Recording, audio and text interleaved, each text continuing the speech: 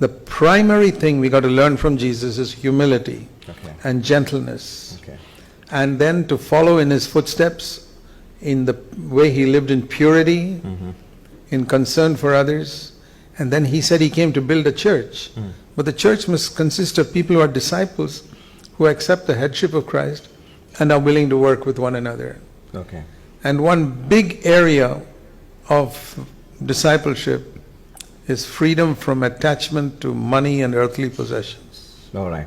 The CFC or the churches and the leaders and elders that you have are not really accepting a salary, or they work purely voluntarily. Is there a particular reason that you have put this way?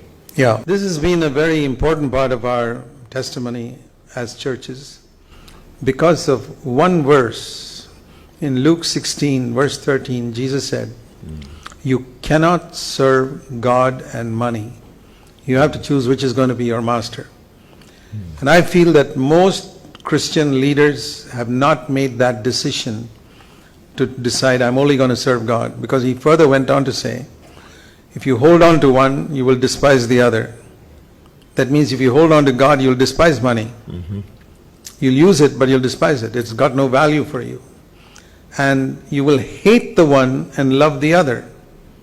So if you apply that verse, the meaning is, if you love God, you'll hate money. If you love money, you hate God. You read Luke 16:13, it's pretty clear. But hate in the sense that Jesus told us to hate our father and mother also, which means relatively, compared to Jesus. Compared to Jesus, yes. Your love for your father and mother is nothing. Priority. Same way, in comparison to your love for God, you just don't care for money. And I believe this is one of the biggest mistakes that we've seen in Christendom in India. So right from the beginning, starting with me, we decided that we would support ourselves, the two of us who started the work in Bangalore. We felt that we should be different from all other Christian ministries in India in this sense, that we would be very, very careful in the area of money. That we would never take 1 cent, 1 paisa from the local church for our services. We would support ourselves and our families from day one. We will not pay any preachers. At that time we had not planted other churches, but as the Lord planted other churches, now we've got over 120 or 30 elders. Every single one of them is self-supporting. The ones in India and in other countries. We don't have anyone whom we call a pastor. Everybody's an elder. We do not take an offering in any of our churches. We never pass a bag around. We read that Jesus sat next to a treasury box where a widow put her offering, so we keep a box. And we encourage people, those who want to give. There's no mandatory compulsion on that. Not at all. There's no compulsion on the tithes and offerings. No.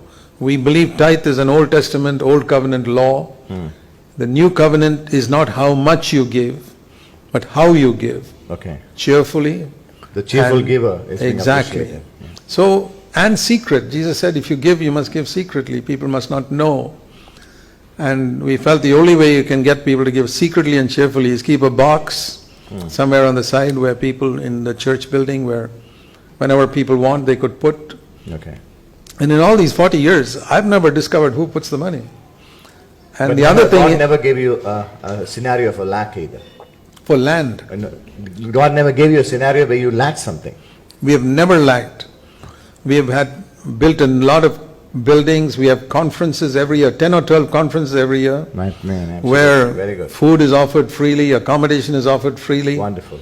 And we just we never take a collection, even though we have 1,000, 2,000 people at our conferences. We don't take a collection. The other thing, we never send a report of our work in 40 years to any country or even within India. Nobody knows what we do except our fellow elders. The reason is because a lot of reporting of work in India is called prayer letters. They are actually begging letters for money. And we wanted to be a testimony for Christ. One more reason, I never see Jesus sending a report of his work to anybody. I never see Jesus taking a collection after he healed the sick or preached a sermon. I never see Paul sending a report of his work anywhere. I see him sharing with the elders in Jerusalem what happened, but no report. And I never see Paul taking a collection for himself. Yeah. I see Paul urging the Corinthians to send money to the poor saints, Yes. but not 1 cent for himself. The Paul was a self-sufficient apostle, or was den maker himself. He one of the verses says that, is it wrong if I do demand for the work, for the teaching that I've been doing, thou I don't expect from you, or something of that sort. No, he says in 1 Corinthians 9, yeah. is it something wrong if we receive material blessings from you when we have blessed you spiritually? Yes, that's the verse.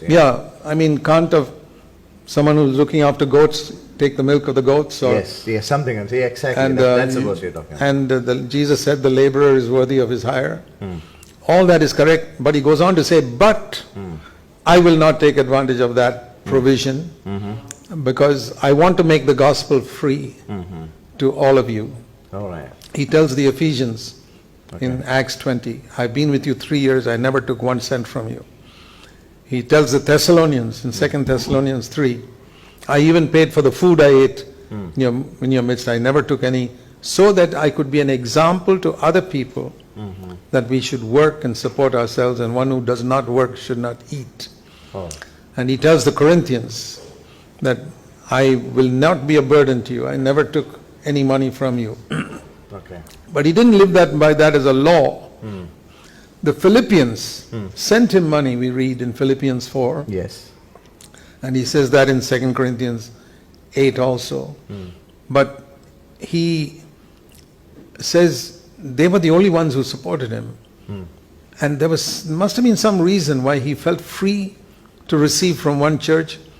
So it was not a law that I will not receive any gifts. But one thing is clear, he never made his need known to anyone. Yes. And he never sent a report of his work. Yes. If somebody gave a voluntary gift, he accepted it. So he was free from some law which says, I will never take. Because Jesus received gifts. Yes. So that's perfectly okay. The tragedy in India is, people have made use of that freedom to just exploit poor people. I personally believe that even if somebody gives me a gift, and I do, like if the Philippians gave to Paul, I receive, I say it's right to receive, but I always check up. Is that guy living at a lower standard than me or a higher standard than me? And if I sense that he's living at a lower standard than me, I will accept his gift and put it in the offering box. I will not touch it for myself. I've followed that principle all for 50 years. That's a distinct principle, in fact. It's just saved me from calamity that has happened to so many others. If I sense that that man is earning much more than me and is living at a higher standard, I feel free to accept it. Because God has given him abundantly, so we might. I don't believe that Jesus would take money from a poor widow to go and live in some expensive inn in those days.